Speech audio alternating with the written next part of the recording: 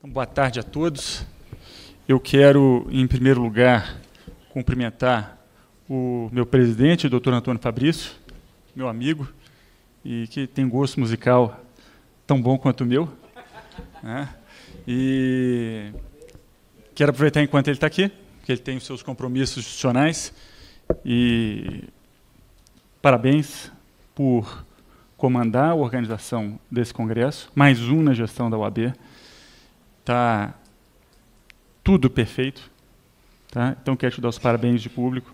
Quero parabenizar pela coordenação de Erle, professora Juliana Cordeiro, e lá no fundo meu amigo Bernardo Câmara, que foi quem me deu o telefonema me convidando para estar aqui com vocês hoje. Muito obrigado e parabéns pela organização, está tudo excelente. Quero cumprimentar a mesa, meu amigo Egmar, de longa data, é um dos amigos que a UAB me deu. Bernardo é um dos amigos que a UAB me deu, né? E quero cumprimentar Suzana e, de fora, o professor Eduardo Talamene, que é uma pessoa que sempre estudo pelos seus livros, seus artigos, e é uma honra dividir a mesa. O meu tema, e eu vou ser breve, é eficiência e organização do processo. Então, eu vou me atentar apenas ao artigo 357 do novo Código. Tá? Ele é um dispositivo que ele tem regras sobre saneamento e sobre a organização do processo. Tá?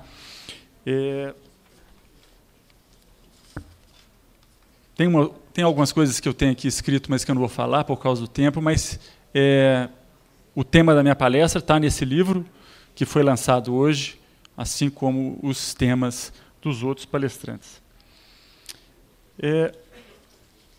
Sobre o saneamento, vou falar um pouquinho aqui de saneamento.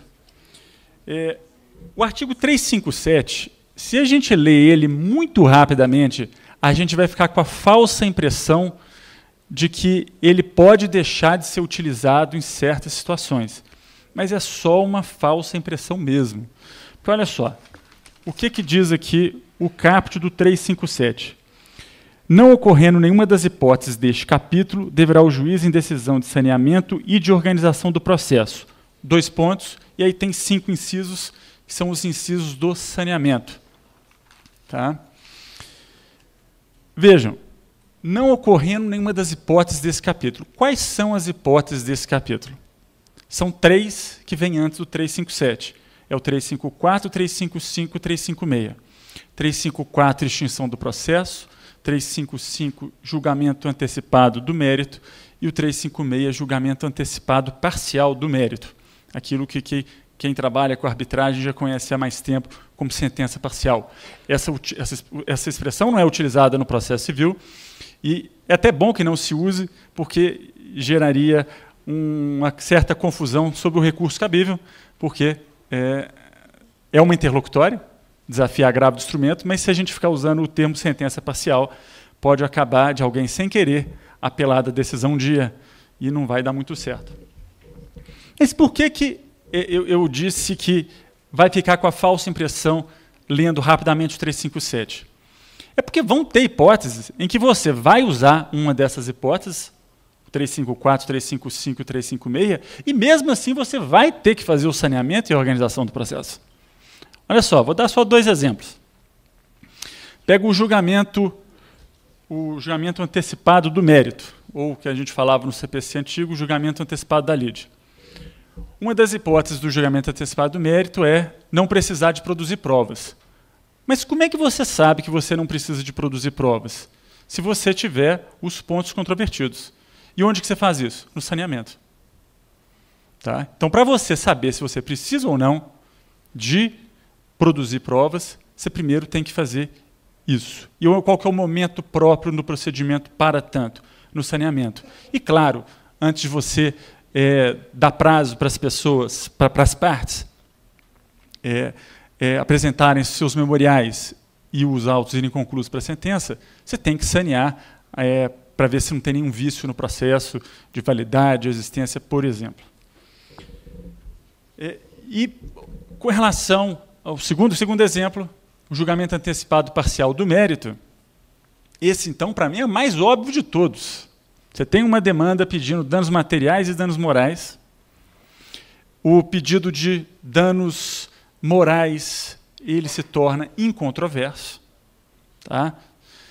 Então, o julgador ele vai poder se valer do 356, ou seja, julgar antecipadamente e parcialmente o mérito. Mas resta a parte dos danos materiais. Quer dizer que não precisa de fazer saneamento e organizar isso aqui? Precisa. Então, vejam que o 357, se a gente fizer uma leitura rápida, nos leva a erro. Tá? Quais são os pontos que obrigatoriamente devem constar dessa decisão de saneamento? São aqueles 5 incisos. Tá? O inciso 1, resolver as questões processuais pendentes se houver vícios de existência e validade do processo, pressupostos processuais, condições de ação para quem acha que ainda tem condições de ação, ou então questões referentes à legitimidade e interesse de agir para quem acha que não tem condições de ação, né? Quer seja qual o ponto de vista da pessoa sobre sobre legitimidade e interesse, se é ou não condições de ação, não vai mudar em nada isso daqui. O inciso 2, delimitar as questões de fato sobre as quais recairá a atividade probatória, especificando os meios de prova admitidos. Isso aqui é algo que surgiu no Código 73, né? Estava lá no 331, uma pena que quase nunca, para não dizer nunca, eu não vou dizer nunca para ninguém levantar a mão e falar, não, eu já tive um caso assim. Então, quase nunca era utilizado. Isso aqui é de suma importância para que a fase instrutória possa fluir bem. É você fixar os pontos controvertidos de fato, né, quais são os fatos controvertidos naquela lide. Porque é em cima desses fatos controvertidos é que a atividade probatória vai incidir. Então, isso aqui é algo importante também. Render aqui a minha homenagem ao professor Arruda Alvim, pessoa que eu admiro profundamente, e ele disse o seguinte, ao delimitar os pontos controvertidos anteriormente à produção da prova, o julgador dá às partes mais segurança a respeito da fase instrutória. Tá? Por que isso? Porque quando o juiz ele fixa os pontos controvertidos, você passa a perceber como que ele está enxergando o processo. E a partir disso é que você tem que bolar a sua estratégia em relação ao que é ou não importante você produzir as suas provas. O inciso 3. Tá? Definir a distribuição do ônus da prova, observado o artigo 373. A regra geral no Código continua sendo de que o autor tem que fazer prova dos fatos constitutivos do seu direito e o réu fazer prova sobre os fatos impeditivos, modificativos e extintivos do direito do autor. Essa é a regra geral. Tem a regra do parágrafo 1º e seguintes, que refere-se à teoria dinâmica do ônus da prova, tema esse que vai ficar com a professora Suzana. Eu, na sala dos professores, eu estava com ela e uma pessoa perto, e essa pessoa me perguntou, qual que vai ser seu tema? Eu falei assim, vou falar sobre inversão do ônus da prova, só para ver qual que é a reação dela. Pensou uns 2 segundos, opa, mas esse tema é meu. Né? Esse tema é dela, é o tema da dissertação de mestrado dela. Eu não seria doido, eu nem aceitaria falar sobre esse tema na frente dela. O inciso 4. Tá? Delimitar as questões de direito relevantes para a decisão do mérito. Mas isso aqui é o juiz definir qual que vai ser a lei aplicável, os dispositivos aplicáveis, o que ele acha que... Ou então dizer que aquela lei não deve aplicar no caso concreto. Né? Às vezes você tem lides em que há uma linha muito tênue, se é ou não, por exemplo, uma relação de consumo. Então o juiz já deveria, a partir daquele momento, definir, olha, isso aqui não é uma relação de consumo, eu não vou aplicar o Código de Defesa do Consumidor. E agora, nesse novo código, em que os precedentes têm uma força absurda, né, equiparados à lei, é muito importante que o juiz dele determine, nesse momento, né, se ele acha que esse ou aquele precedente deve ou não ser aplicado no caso concreto. É um momento que me parece oportuno. né? E, por falar em precedente, tem muita gente que fica preocupado com precedente, e eu não estou muito preocupado com precedente, não. Tá? Para vocês terem ideia, minha filha de 4 anos de idade, ela entende de precedente. E eu vou falar para vocês por quê. Minha filha estudou de tarde sempre, né? Desde que ela tinha 1 ano e pouquinho, estudava de tarde. Ela acordava cedo, a gente fazia o leite dela, a vitamina, e entregava para ela. E o que ela fazia? Depois que ela aprendeu, ligava a televisão e ia ver desenho na sala. E uma vez eu fui desligar a televisão, ela foi e falou, mas eu tenho que ver meu desenho. Mas por que você tem que ver desenho? Porque eu sempre vejo. Então ela sabe que, né, já tem o precedente já foi criado. Tem direito ao leite, tem direito a ver TV enquanto está tomando leite de manhã. Bom, ela agora começou a estudar de manhã. Primeiro dia de aula, pegou o leite, só que era cedinho, e tudo muito mais rápido, ela não tem tempo para fazer hora. Ela foi lá e ligou a televisão, eu fui lá e desliguei. Não, filho, não vai dar para você ver, mas eu sempre vejo. Não, mas aí eu fiz a distinção, né, o distinguish. Não, mas agora você está estudando de manhã. Então não dá para aplicar a mesma regra. Claro que é uma brincadeira, a aplicação de precedentes é bem complexa, né, mas é algo que a gente tem que ficar bastante atento e me parece oportuno a discussão sobre a aplicação não de precedentes ao caso concreto nisso daqui. E também, na hipótese do inciso 4 ainda, as questões de direito, evidentemente que tem que existir o contraditório sobre a questão de direito aplicável ao caso concreto. Tá? Inclusive, cabe aqui lembrar do artigo 10 do Código de que o contraditório deve ser aplicado mesmo naquelas matérias que o juiz pode decidir de ofício. E o inciso 5, designar, se necessário, a IJ. Tá? Lembrar aqui que a IJ só pode ser designada se houver a necessidade de produção de provas orais. Fora isso, né, depoimento pessoal das partes, prova testemunhal e esclarecimento do perito. Fora isso, não tem necessidade de se designar a IJ pura e simplesmente. O parágrafo primeiro, ele dá um prazo comum de 5 dias às partes para requererem os esclarecimentos depois que o juiz apresentar essa decisão sobre o saneamento. Tá? Não confundam esse pedido de esclarecimento com embargo de declaração. Tá? Esse pedido de esclarecimento aqui, ele é até mais amplo. É óbvio que se tiver omissão, contradição, obscuridade, erro material, você pode falar isso na sua petição, mas mesmo que a decisão do juiz ela não tenha nenhum desses 4 problemas, se você quer um simples esclarecimento, é cabível. Tá? Mas prazo comum de 5 dias. Se não, ocorre o quê? Preclusão. Né? Preclusão, quero lembrar que é para as partes, né? Não para o juiz. Claro, eventual descuido dele pode ser revisto. O parágrafo 2º, ele traz a regra de que as partes podem apresentar ao juiz para homologação da limitação consensual das questões de fato e de direito a que se refere dos incisos 2 e 4, a qual se homologada vincula as partes e o juiz. Tá?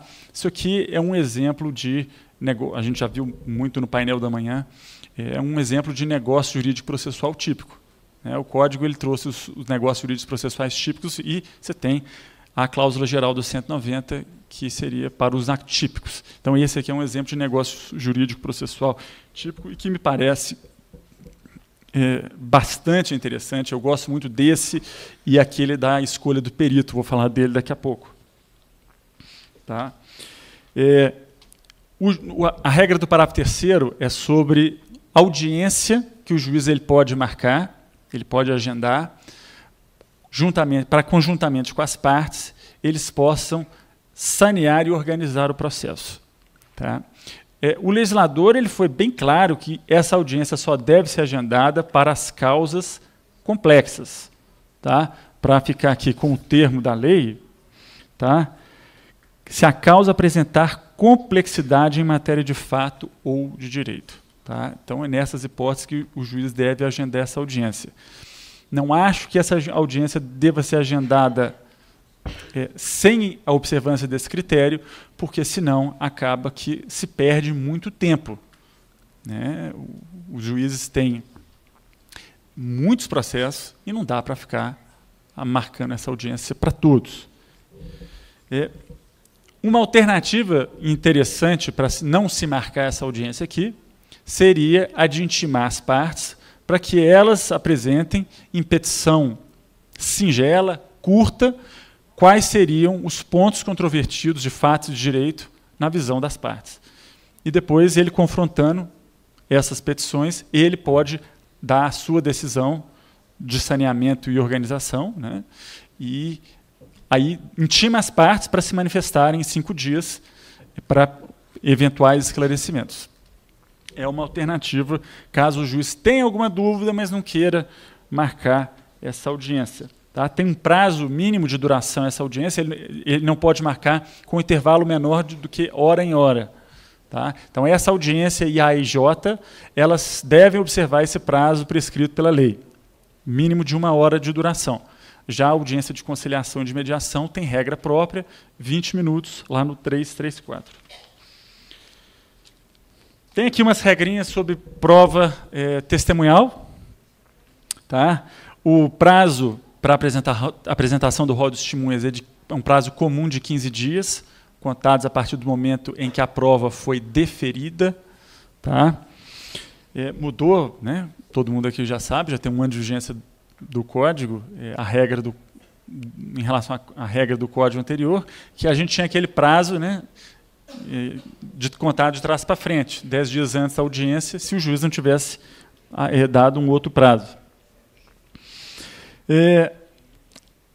Isso está no parágrafo 4º do 357, tá? O parágrafo 5º diz que as partes devem levar para a audiência prevista o respectivo rol de testemunhas.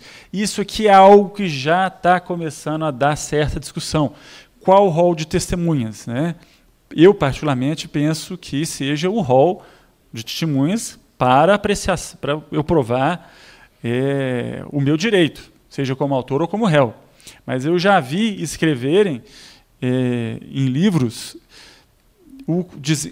que seriam testemunhas para aquela audiência de saneamento. Né? Para mim isso não faz sentido, por quê? Porque se aquela testemunha é importante para demonstrar a complexidade da causa ou coisas parecidas, então eu não tenho que levar nessa audiência o rol, eu tenho que levar as testemunhas mesmo, para serem ouvidas naquela audiência. Então, se o legislador disse rol de testemunhas, me parece que seja o rol de testemunhas que eu pretendo produzir para comprovar o meu fato constitutivo, impeditivo, modificativo e extintivo. Parágrafo 6º, tá? Manteve aquela regra do Código 73, máximo de 10 testemunhas, sendo 3 para cada fato. E o parágrafo 7º, ele inova, dizendo que o juiz ele pode reduzir o número dessas testemunhas. Esse foi um aumento de poder que não existia, né, essa regra no Código 73.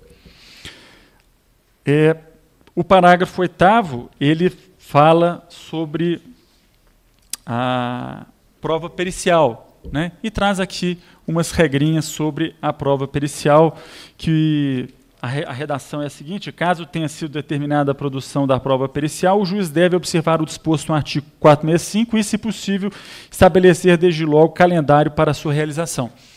Né? Então, o que o 465 diz? Que ele vai ter que nomear o perito, aí o perito vai apresentar seu currículo, proposta de honorários.